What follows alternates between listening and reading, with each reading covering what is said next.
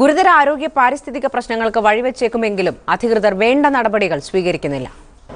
Plastic നിരോധനത്തിലേക്ക് Keralam ചുവടുവെക്കുമ്പോൾ സന്നിധാനത്ത് plastic സംസ്കരണം ഇങ്ങനെയാണ്.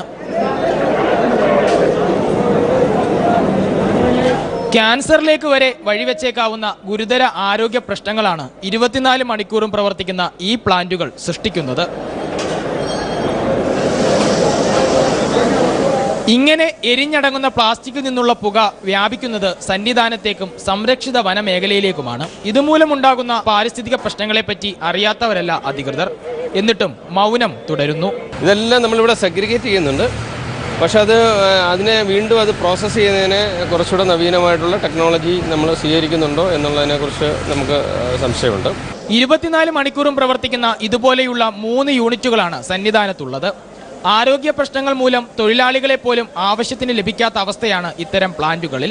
ജൈവമാലിന്യങ്ങൾ കുന്നുകൂടി ദുർഗന്ധമുണ്ടാകുന്നതും മൃഗങ്ങൾ ആഹാരമാക്കുന്നതും ഇവിടെ പതിവ് കാഴ്ചയാണ്. പ്ലാസ്റ്റിക് മാലിന്യ സംസ്കരണത്തിന് നിരവധി ശാസ്ത്രീയ മാർഗങ്ങൾ നിലവിലുള്ളപ്പോഴാണ് ഇത്തരം വൻ വിപത്തുകൾ അധികൃതർ തന്നെ വരുത്തിവെക്കുന്നത്. വിഷ്ണുരാധൻ, മനോരമ ന്യൂസ്, സന്നിധാനം. കൂടുതൽ വാർത്തകൾ ഇടവേളയ്ക്ക് ശേഷം.